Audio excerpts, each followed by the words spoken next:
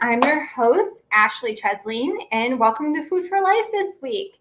I am so excited to talk to our guest this week. Her name's Martina Wall, and she does a few things that I'm actually interested in and that I've never heard of. She's going to tell you all about it. And when we were speaking before the interview, I didn't know some things, and she's going to enlighten us on our Reiki and chakras and yoga and get to hear her wonderful story. Now, I want to guys talk to you. Remember last week I introduced you guys to my coffee brand, Foodie Fuel, that is organic, fair trade, and kosher. And if you guys want to buy it, I have the little QR code that I'm going to put up in the corner. Take a look. We've worked really hard on this. It's air roasted. Only 1% of people in the world make coffee this way. You guys are getting in on something really special. Even people with ulcers can drink this. It's so gentle on your stomach by having it air roasted this way. And no burnt taste. So check that out. Now, our guest this week is Martina Wall. She is a self-love coach. She does yoga, and she has a really interesting story. So let's invite Martina into the conversation. Hi. Hi, everybody. Hi, Ashley. How are you today? I'm really good. So happy to be here. Good. And from what you were telling me earlier, it's a nice sunny day where you are as well. Yes, it's one of our rare hot days that we get here in Northern Canada. Yeah, I can only imagine. So Martina, why don't you please tell everyone what you do, who you are a little bit? Yeah. So my name's Martina Wall, as Ashley already had said. I am a mom, a wife, a chakra healer, a yoga teacher, a self-love coach, and a motivational speaker, kind of a little squirrely brain. I do all the things. So yeah, and I live in Northern British Columbia in Canada, and my main mission in my business is to empower women to accept and respect their bodies, no matter what their size is. So I am a strong body positive advocate and just help women to see their beauty from the inside out. I like that. I mean, I'm always saying healthy starts from the inside out. So Yeah. I mean, why not mentally healthy too, and how we feel about ourselves? Yeah. So your story that I find interesting is that you said that you weren't happy because you lost 100 pounds, and most people would be thrilled that you hit such a huge goal, and you would be happy with yourself and excited, but you were so miserable. And I want to hear about that a little more. Yeah, absolutely. So my journey of losing just shy of 100 pounds really, I was in search of happiness. Like I was on a mission of like, when I reach this goal weight, when I have lost this many inches, that's when I'm going to be happy.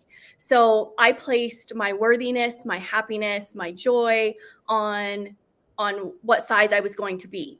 And so when I got to the end of that journey, or the end for me was, I just still felt so empty. I still felt that I looked at myself in the mirror and I still hated myself just as much as I did 100 pounds heavier. So I put in all that effort and that work of like starving myself and like, like addicted to exercise and like addicted to starving my body. Like I was doing all these potentially harmful things to myself, thinking that was going to make me happy, and then realized that I still felt the same inside my heart. I still felt, unworthy of love. Like, I struggled with intimacy. My relationships were suffering.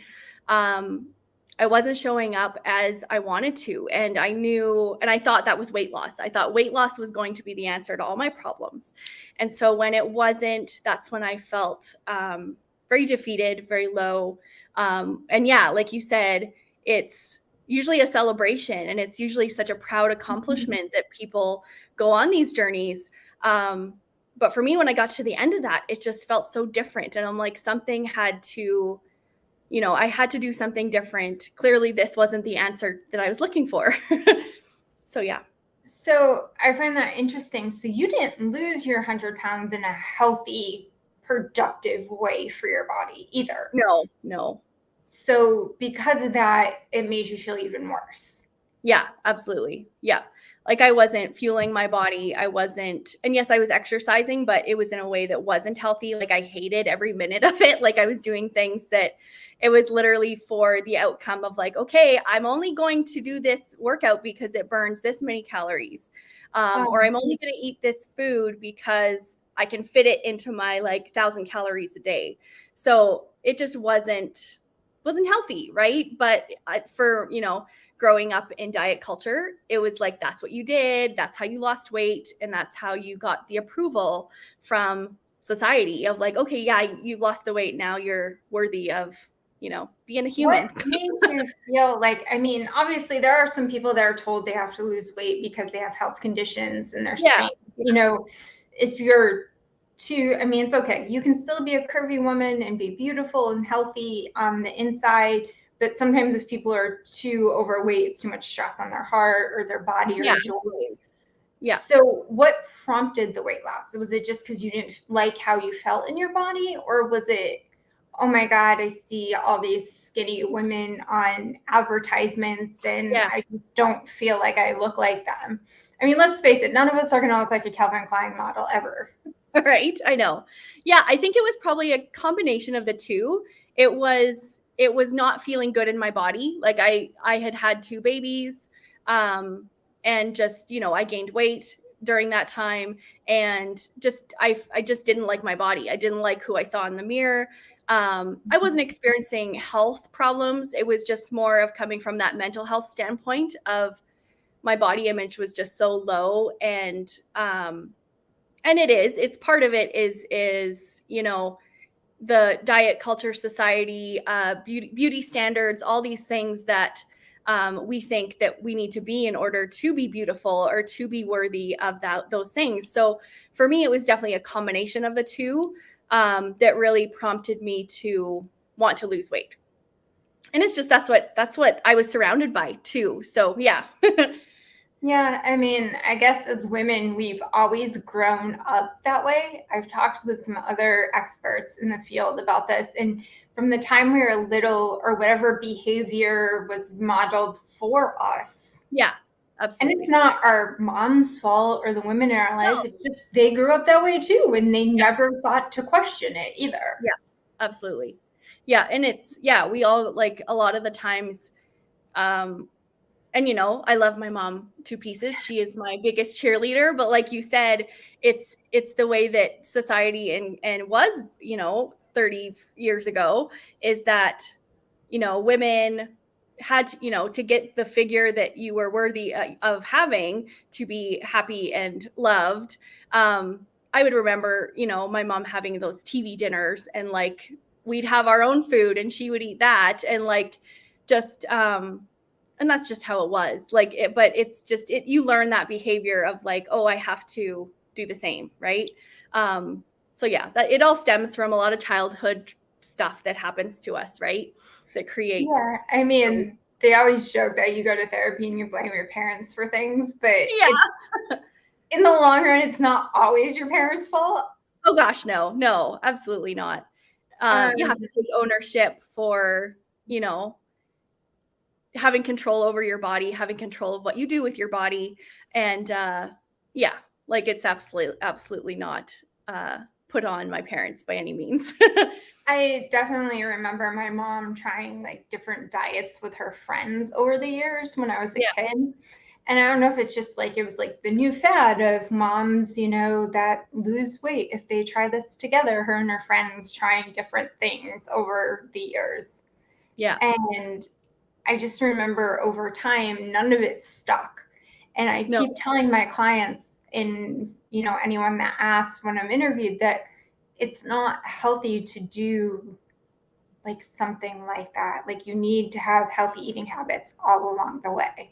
Yeah, absolutely. Well, one statistic that always sticks out in my mind that I share quite often with my clients and my communities is that 96% of diets fail. So it's an industry that is built to have you fail. And, it's, and we're all in it. Like it's just, we're consumed by it, right? But if we step back to realize that our diets don't work. They aren't a healthy way for us to take care of our bodies. There are so many different ways that we can nourish our bodies and fuel them with good food without being on these strict, and it disconnects you from your body. It really does. And it takes the power away from you knowing what your body needs, what fuel your body needs, what makes your body feel good, because everyone's going to be different, right? And so it's learning that. And that's a lot of the work that I do, is just connecting people back to giving them their power back, right? I think it's important that people realize that I'm a big advocate of figuring out what makes you feel okay. Like for me, I know if I get a little too, like around the holidays, if I get a little more, I eat pretty clean. And so if I, have the like sweets and stuff that my family make and things, and I eat a little too much of that, I know I don't feel good. And that has a tendency to make me gain weight. Whereas some people, it might be carbs, or if they eat something else. Those are the things that I think people are not in tune with their body with as much. No, absolutely not. And that's the method that I teach with my clients, is intuitive eating. And it's very much connecting to, sugar makes your body feel bad, where carbs is going to make this person feel bad. And then it's also working through the triggers that come up of okay, when I eat bread, I have shame and guilt and all those things attached to it, right? And we put this moral value on our food, that this food is good and this food is bad. So if you eat this bad food, then you are bad. And it's so silly that we've done that to ourselves. But it's learned behavior, right? It's just been put out there for so long. Oh, our friend Monique says hello. She's watching us. Hi, Monique. We love her too. She's a nice health and wellness advocate. Yes, and she was on the show as well. Now, you found a healthy way to work out. I'm a big fan of moving your body in any way that feels good, even if it means just walking around the block. Yeah.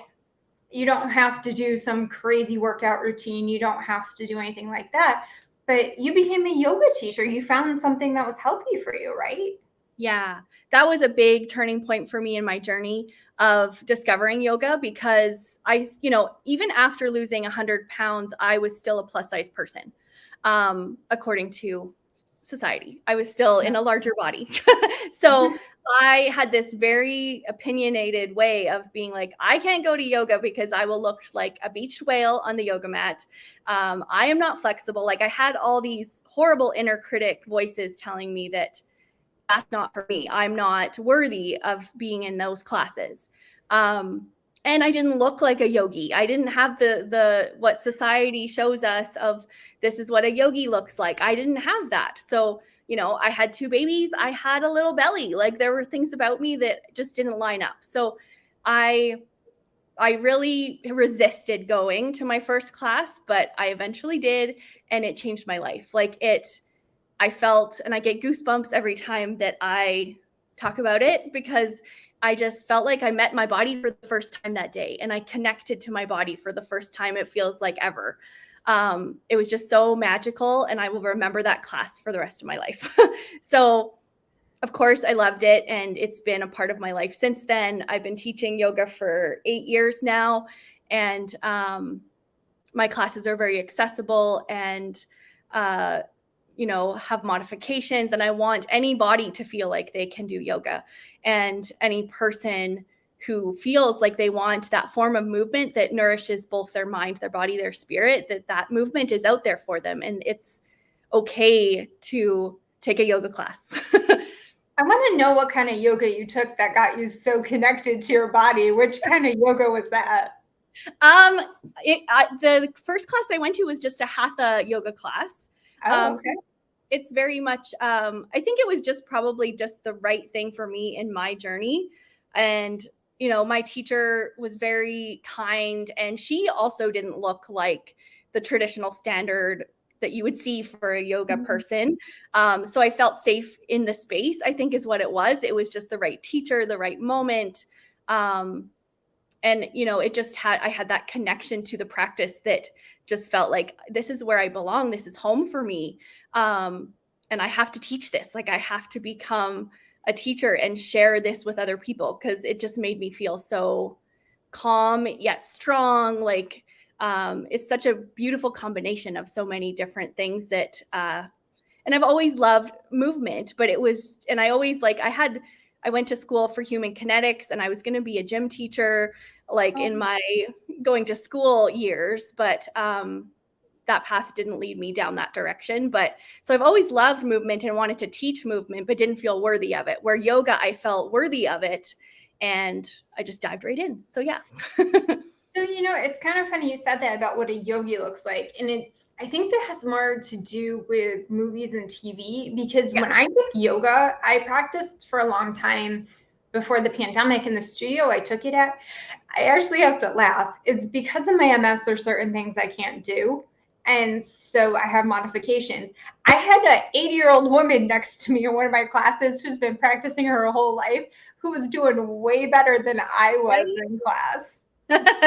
It has nothing to do about your shape or your age or whatever. No, gosh, no. It's and just sorry, go ahead. It's how long you've been practicing and how good you are. Yeah.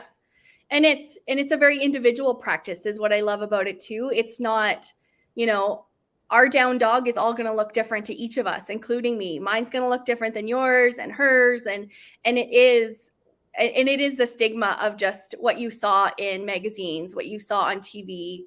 Because yoga isn't like that. Like I've taught yoga from anyone to the ages of 2 to like 90. Like it is for everyone. And I think that's the beauty of it as well, is it's very accessible, and it's your own practice. You make it what you need it to be, which is the beautiful part, right?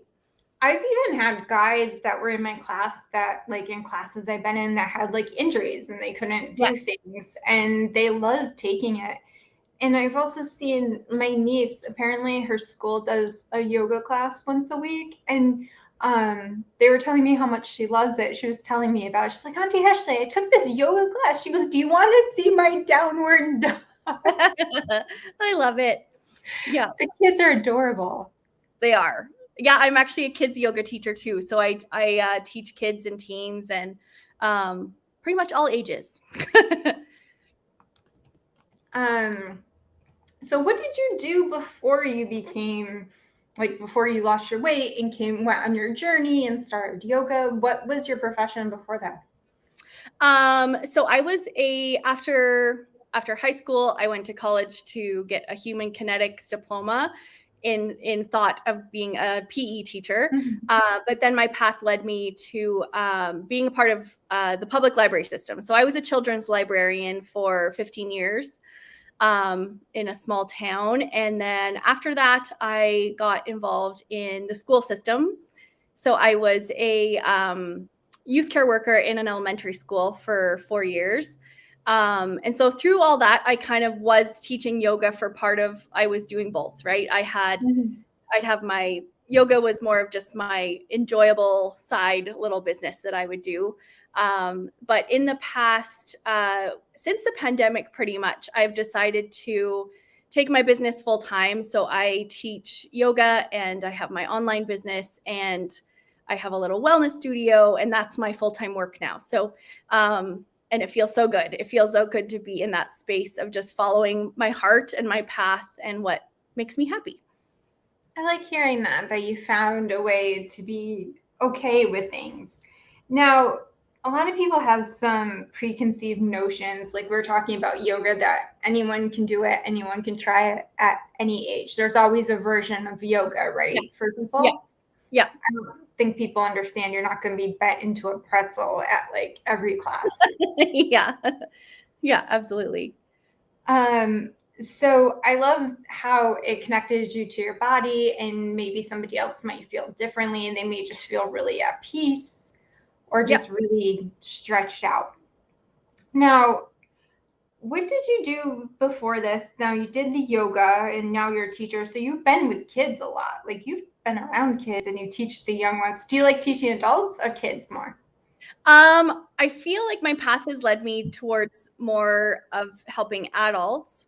But definitely kids is still an element of my business that I still do kids yoga, and just as a sneak peek, I'm working on building some content and kind of a little membership for kids online as well. So it's definitely like I love both really, because I think they connect so well, because the kids are awesome and it's such a cool practice to introduce them to at such a young age. But with the parents, it's teaching them and giving them the tools, so then they're going to teach their kids that too, right? So it's kind of like a full circle type of thing. So I don't know, it would be hard to choose just one. I do love, there's elements that I love of each, teaching adults and kids. So after you found movement in your life that was healthy and supportive for you, what other things did you do to like change along your health journey? Because movement isn't the only thing you changed, right? Yeah, no, absolutely. So after, I would say like the next kind of thing that was a game changer in my life, after kind of being introduced to yoga and having that a part of my, living in that yogic way. I think my next thing that I probably discovered was journaling. Journaling was a big part of my kind of, I call it my free therapy, on just really getting to know myself on that inside level and working through some things that I hadn't been able to work through in my life, and just come to that sense of peace with writing and finding gratitude, and working on my mental health and my mental wellness through journaling. So that was kind of my next thing that I discovered. So yeah, that was the next thing for sure. And which led me to publish a journal that I have published that helps other women start that journaling practice as well. So yeah. That's actually one of my favorite things, is just sit outside when it's nice and take a journal and your coffee, kind of get all your thoughts out of your head so it's not swimming around in there, right? Yeah, absolutely. Yeah. Yeah. So that's really cool. You have a journal that helps people. What made you publish that? Was it just because of what you learned, or is it you had ideas on how to make it easier for people to come to realizations? Yeah, I think it became like, because it was something that had been part of my journey and that had helped me to feel that sense of gratitude and just that sense of working through my thoughts and getting them out on paper. As I kind of stepped more and more into being led to creating my own business, one of my things that I was seeing is that a lot of people didn't really, the typical journaling practice was Dear Diary. Today, so, I knew that it would be something that people needed. So I went ahead and just started creating a course around really coming back to the self-love piece, which is a big part of what I do, but connecting to all the elements that help you to learn to love yourself more. So through things like journaling, through different ways to journal to like help improve your confidence and your mindset, and your forgiveness to either yourself or others, setting boundaries, having That's dreams and goals. So I created kind of 7 key components that really went into this guided journal that really takes people through that journey of just starting to really dig deeper into working through either trauma or working through body image work or just changing your mindset, right? Because our journaling can be such an important tool to do that. So yeah. I find that interesting that you created different components for that, because that's really cool, because everyone doesn't always have the same issues, or they don't have the same thoughts swimming around in their head. And some people don't like to journal, but some people do. And I think it's nice that somebody can just kind of look through it and be like, these are the things bothering me. Let's start with this today. Yes, absolutely. Yeah. Yeah. Did you find that brought you a peace between yoga and the journaling?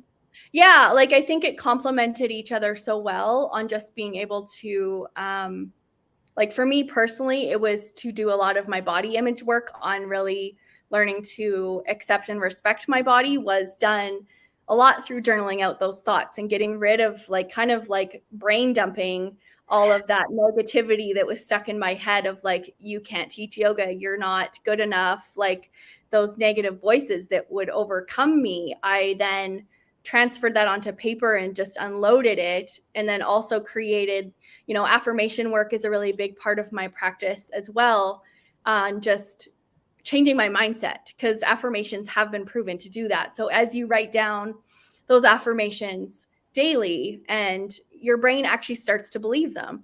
And I think that's so cool that we can change our brains, right? So affirmation work and gratitude work were probably the next two. And yeah, it all goes back together, because yoga is a very grateful practice. You're always thankful for what your body did for you in that practice, and you show gratitude to yourself. So they definitely go together well, I think. I like that. Let's take a little pause there. We're going to show a little ad from the good people at E360, and we'll be back with Martina Wall. Sounds good.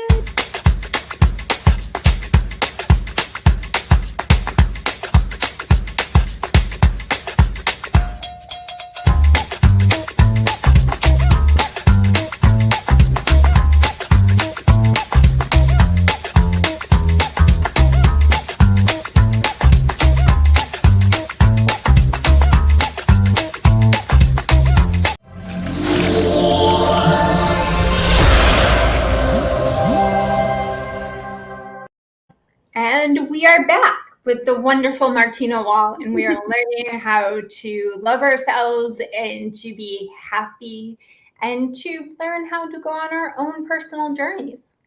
All right, I'm sorry, you all. I keep fidgeting, but my back is a mess today, so I'm sorry for all that, and I'm sorry, Martina. No, that's okay. So we need to do some yoga. I have tried everything, and my back is a mess today. So what was the hardest aspect of your health and wellness journey? Like, what was the hardest part for you? I mean, the acceptance part is always the hardest for most people, but was it stopping and starting? Did you continue on that path without any looking back? Yeah. I think the hardest part in all of it has been the leaving diet culture, to be honest. Like, I think stepping away, saying that I no longer choose to diet, because I yo-yo dieted, and that was my cycle, right? For years and years and years. And so, the yoga part felt really good to me, and it felt so aligned with how I wanted to feel. But really, I think the hardest part out of my journey, it was to say no. Like, and I remember it was like a January 1st where it was like, you set your weight loss goal of like, I'm going to lose 50 pounds by July. And I said, no, I said, I am no longer choosing to have a weight loss goal. And that was really hard for me, because that, I felt so much judgment of like, what do you mean? You're giving up on yourself. You're letting yourself go. And so that was really hard for me on, not so much for myself, because I felt like I was finally ready to do that. And I knew it was the best next step for me in my health journey, was to step away from something that clearly wasn't working, that was making me feel worse than better, and wasn't healthy. Like, I was not taking care of myself, even though from the outside looking in, it looked like I was.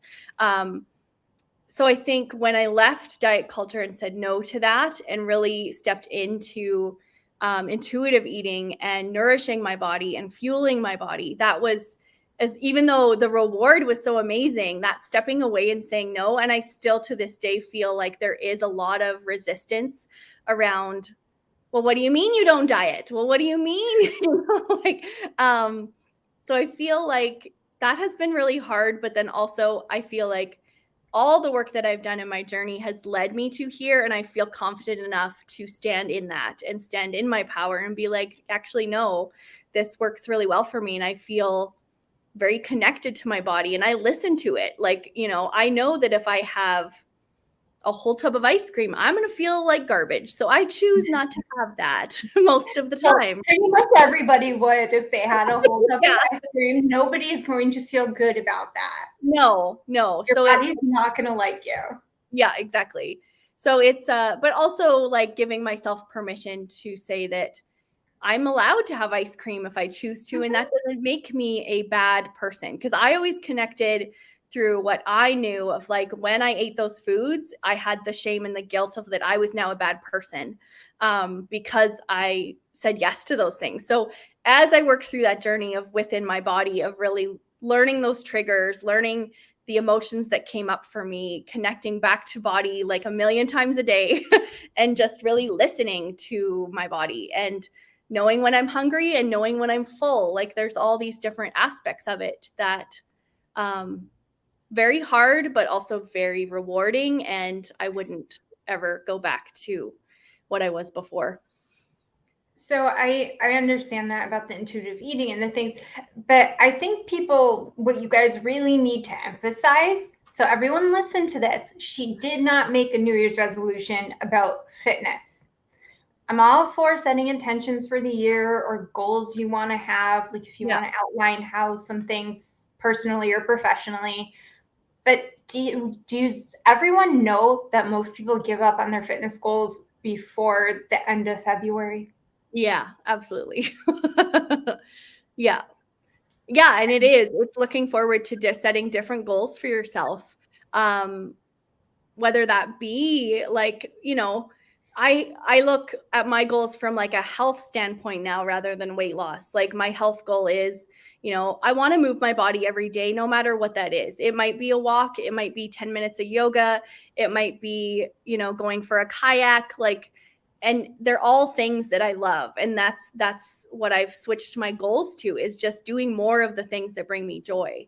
And stepping away from that mentality of, my goals can only revolve around weight loss and inches and all that stuff, right? I honestly don't think, the one thing I think is the worst thing in the world, unless you're made to be weighed for some reason that's health related, that you have to for some doctor or something. I refuse to get on the scale. I don't want to actually know my number unless it's absolutely necessary, because then in my head, I obsess. Oh yeah, 100%. I had to get rid of my scale for that same reason, that it controlled me. It controlled what I ate that day. It controlled how much I ate. It controlled my mood in the morning, because as I would weigh, if it was good or bad, that would determine how I felt for the rest of the day. Like, it can hold so much power over us that we don't even realize. So yeah, that's one thing that I suggest to my clients too, when they're ready, that to just think about that. And I know it's a hard habit to break, 100%, but you will feel so much better when you take your power back. Honestly, if my clothes are fitting, that's all that really matters. Yes, absolutely. Yeah. If my clothes fit, then I'm doing okay. And it's something I talk about all the time, is that I've been working out with a trainer during the pandemic. And the thing is nobody realizes that muscle weighs more than fat. Mm-hmm. And my body shifted and changed a little. So some of my clothes fit a little differently. And like, I was obsessing over it because I saw the number on the scale going up, and I'm like, I don't understand. I'm like, I'm building muscle. This doesn't make any sense to me. Yeah. Yeah. And I went to the doctor, and they handed you, like, we were talking about this last week with our guest about the BMI chart. Yes. And, they hand you that printout at the end of the doctors. Do they do that in Canada? Yes, they do. Yeah. Okay. They hand you the printout of like, oh, your blood pressure was this, blah, blah, blah. Here's your return visit. And the BMI scale, like, it's going up. And I'm like, I don't understand. How is your body mass index going up when you're becoming healthier? Right. I know. And people obsess, like me, who's OCD about stuff, and I obsess over things. I know. And BMI is such an old, broken way of thinking and way of gauging health, that, yeah, I will be excited for the day that they get rid of that. Yeah, I mean, it's always based on things that don't even matter now, like things that aren't even relevant in culture now. Yeah, or exactly. Your medical health. Yeah. So I was talking with her before we started, and I had gotten something wrong on her website. I thought her talking about crystals and all this stuff meant that she did Reiki, but she did a little bit, sort of. She has somebody else in her practice that does that. Now, talk to me about the chakras, because I'm still trying to work my way through learning about chakras, and I have not waded into the world of crystals yet. Yeah. So, our chakras, to explain them, first of all, our chakras are just an energy center that runs down the center of our body and connects so well to yoga too, because in yoga, you learn about the chakras, and that is a part of the philosophy around yoga and the practice. So yoga is Sanskrit for wheel. So they are wheels that go down the center of our body, and they all are represented by a different color on the spectrum rainbow. So, and they all represent different emotions and different feelings that come up for you throughout life. And they're also connected to the endocrine system. So they really all just connect so well to all the different healing modalities that we can experience in holistic health. So for example, to give you a quick rundown on the chakras, so our root, so they're all along the base of the spine. And so our root is in the base of the tailbone, and that one's connected to safety, security, trust. Our sacral chakra is in the pelvic region, and that's the color orange, connected to feelings of our sexuality, creativity, that kind of stuff. Then we go up to our solar plexus, which is between our navel and our sternum, and that is the yellow color, connected to our wisdom, our power, our basic confidence, stuff like that.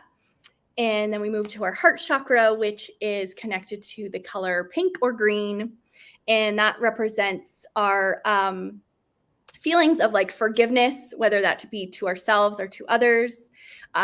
It really, self-love lies in the heart, and just our healing. So our healing lies in our heart as well.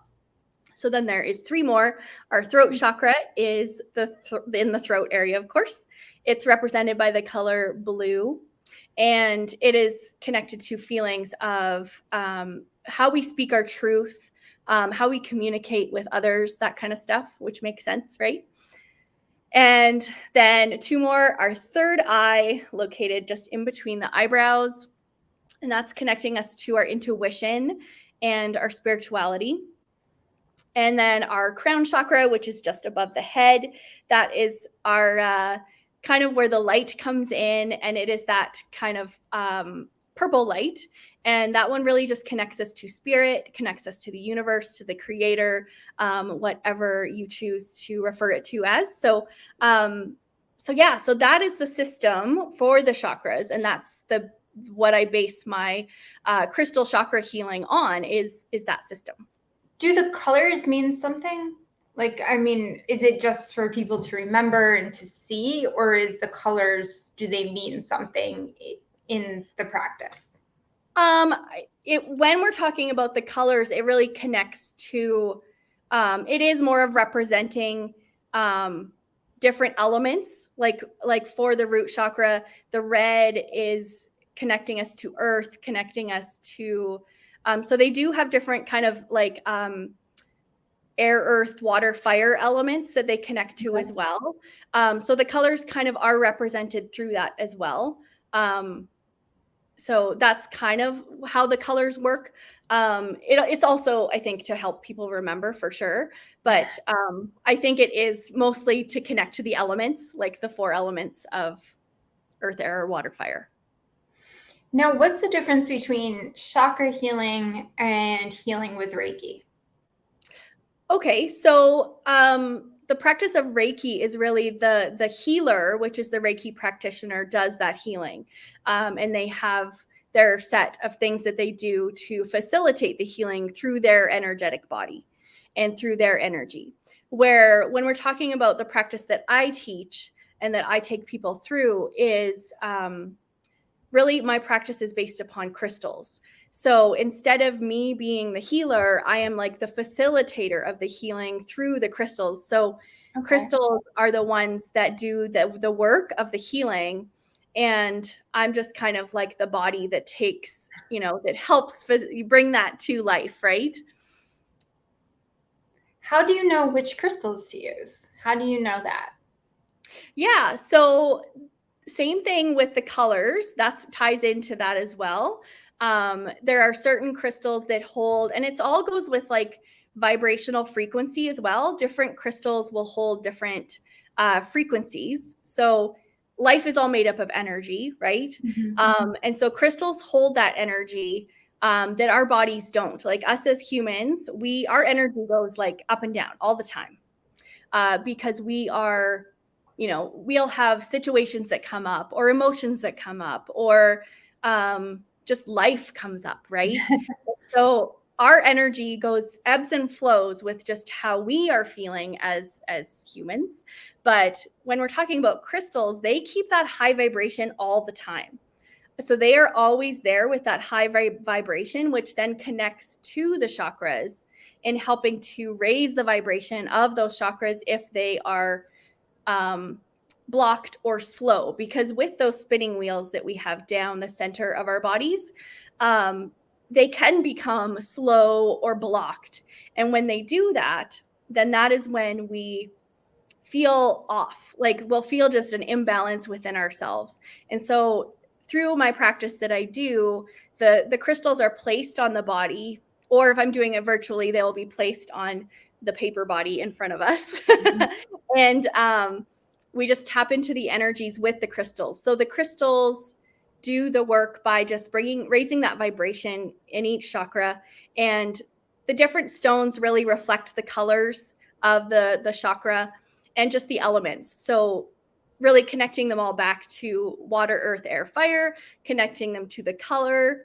And each crystal has a different healing property too. So you kind of all piece all the puzzle pieces together to be able, and there's lots of crystals that kind of can work for multiple chakras too. So it's really using your intuition on which you think that person needs for that day. But there is kind of a basic 7 that you go through that are really like the most commonly used crystals for those chakras.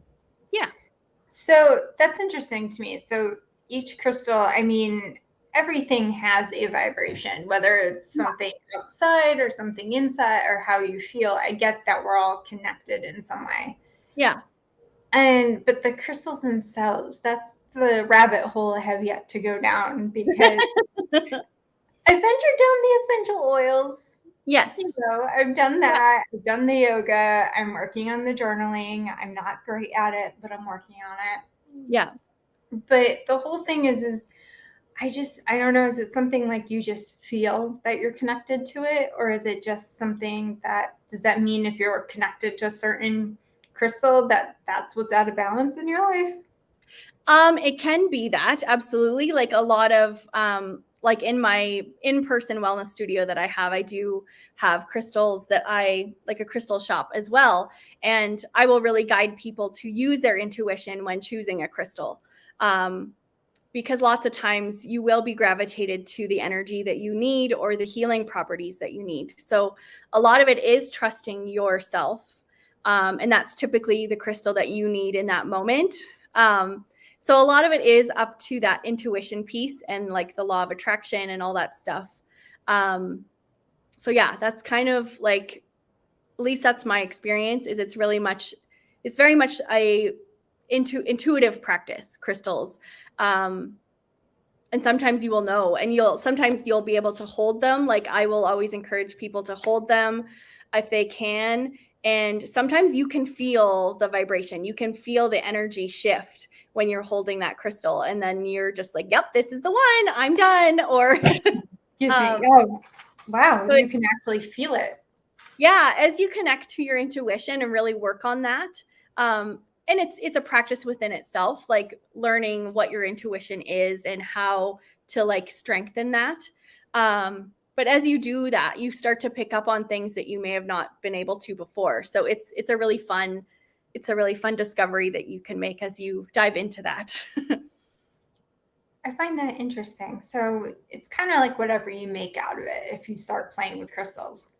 Absolutely. Yeah. At least that's what I guide people to. Like, and a big part of crystal work too is programming your crystals. Like there is all these different practices that people do to cleanse the crystals, to charge them, to kind of program them. Like it is a big rabbit hole. I've actually created a course of crystals for that reason, because it is very overwhelming to a person just kind of hearing it. They're like, you are crazy. This doesn't make sense. I don't understand.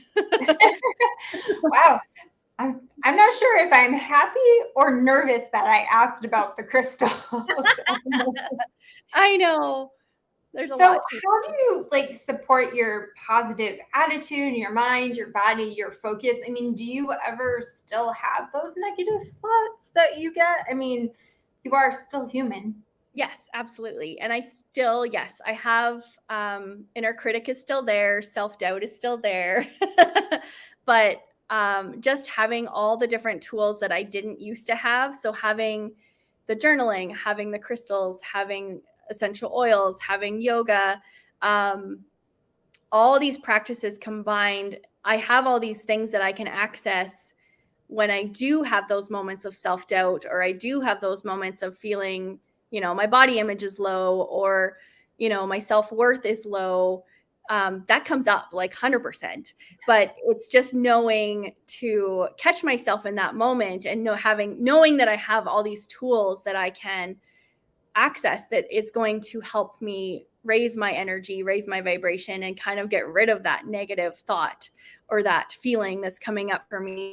And am I always good at it? No. There will be moments where it's like, I don't want to do any of it. I just want to sit with this and just be grumpy or, feel unworthy. And we all have that. We're all human. But it's just really showing that side of you too. And I think that's the vulnerability piece that more people need to show, is just knowing that we can do all this healing and have all these tools, but at the end of the day, we are still human, and we still have those moments, and those moments are never going to go away 100%. It's just really being able to know that you have the power within you to connect to your body and just listen to it and then give it what it needs. Sometimes that will look like sitting there and watching TV. Sometimes that will look like getting outside and grounding in the earth. Just really listening to what you need is my biggest thing with, dealing with those moments of unworthiness or self-doubt or any of those things. Yeah, I mean, let's face it, as much as we are good at the things we do in our fields, even we have days where we're not good in human beings. Yeah. So you have something on your website called the Self-Love Revolution, I saw. Yeah. What does that mean? Like, what is that? That sounds so cool. I know. We have so much fun in there. That is my signature program that I have available for women to be a part of. And it's a coaching community, but it's also a community of women who are trying to better their body image, find movement they love, gain that confidence, learn to heal their relationship with food, healing the relationship with exercise, and just having this toolbox. So within my program, I teach people how, or, support them through this healing journey of, there's a full yoga library in there. There's a meditation library. There is a whole section on body image practices to help increase your body image.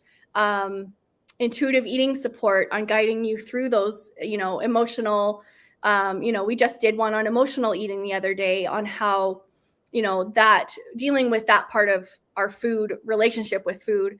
So yeah, within that community, there is all of that and more. And I have, I call them my super friends, and they get to come in, and I have Jenna Herrig, Jill Coletti, and Tanya Milano, and they are my super friends who come in once a month, and they do different healing modalities. So I have a Reiki practitioner, a safe seat practice person, and a aroma freedom person. So those are my peeps that come in and help us as well. And then we just have a additional community called Marco Polo app. It's on the Marco Polo app. And we just go back and forth on there on just support as we need it, kind of on the go. Because lots of times you can't always come to coaching calls every day, and you can't always, attend all these different things that lots of times are required of you when you go on that healing journey. So we have that as well. And we call ourselves self-love mavens is what we call ourselves within the revolution. And it's just really, it's really just the biggest thing is just to create that safe space for people to explore their inner healing, their body image, their relationship with food and exercise. And yeah, it's such an amazing space, and we're happy to welcome any new self-love mavens into our program. I like that. That's cute. Yeah.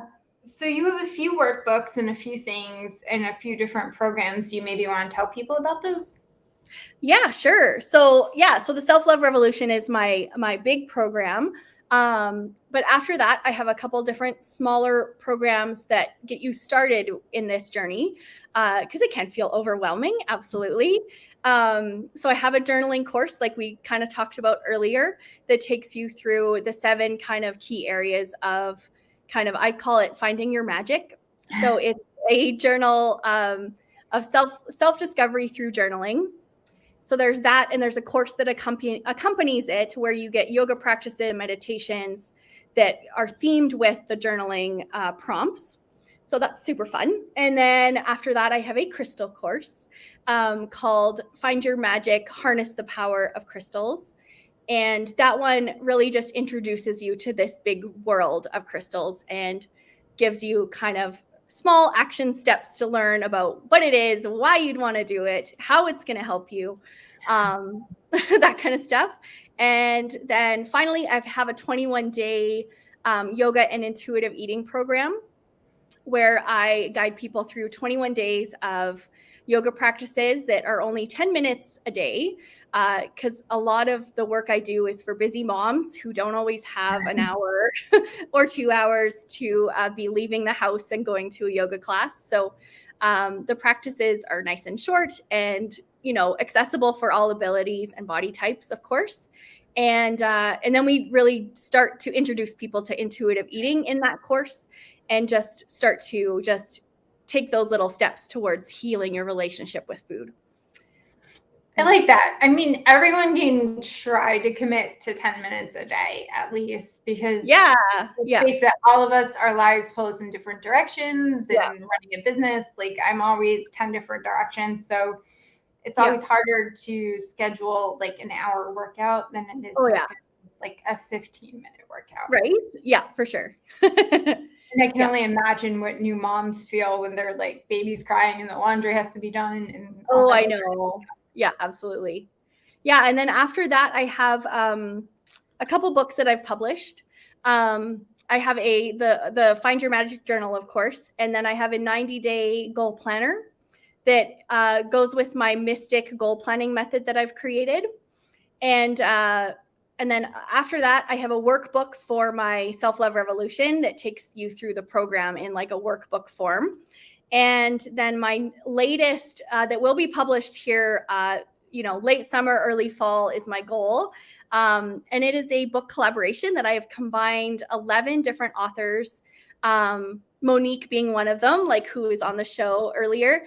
And it is called Imperfectly Perfect, and it is 11 inspiring stories of self-love and self-discovery. So I just felt led to just bring these women together and to share all of our stories, that struggles we have overcame, or, things in our lives that have led us to discovering exactly who we are.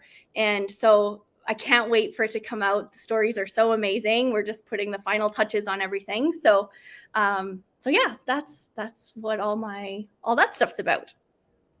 Well, that sounds like there are a lot of different ways that people can get involved with working with you, and that they can find different ways of how to be around you, like whatever's good for them. I may need that crystal course of yours. Right? After talking to you, I may need that, because I clearly have no idea what to do with them. I know. It's so scary at first, because you and a lot of these mystic practices, it's really of like, you feel so nervous at first, like pulling oracle cards or working with crystals. It's like, I don't want to do this wrong. But I really learned that so much of it is just doing what feels right for you. And really, some days it's just throwing the rules out the window and doing what feels good. Just pulling a card without thinking about it, or picking up a crystal and just holding it. Like, it doesn't have to be super complicated. But yeah, I get it. It's a lot to learn. Well, Martina, it's been wonderful having you. Is there any last message you'd like to give to the viewers that you'd like to share with them? Yeah, sure. I think to close it off, I think my biggest message is just that realizing how important self-love is.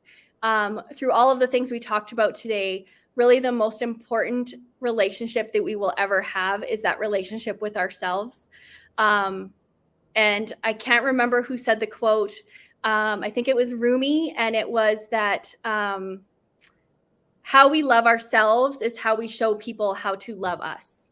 And really that rings more true to me than any quote I've ever read. And it's just knowing that the more that we love ourselves, the more that we're going to be able to show up for life. Everything becomes better when you can actually love yourself. Your relationships, your parenting, your career, everything just flourishes when you can put yourself first and just say, I'm important, I matter, and I deserve to love myself, right? So, yeah. I like that. That's nice. Well, Martina, thank you for coming on. And everyone else, let's say goodbye to Martina. Bye, guys. Thank you. All right, everyone, just to let you know, we are looking for guests. So if you want to nominate anyone or there's anyone that you're interested in, you can contact me on my Instagram messages, or you can always email me at foodforlife@e360tv. Now, I hope everyone has a good week and you're having nice weather wherever you are and you get to enjoy the rest of your summer. And I will see you all soon. Oh, and I pressed the wrong button.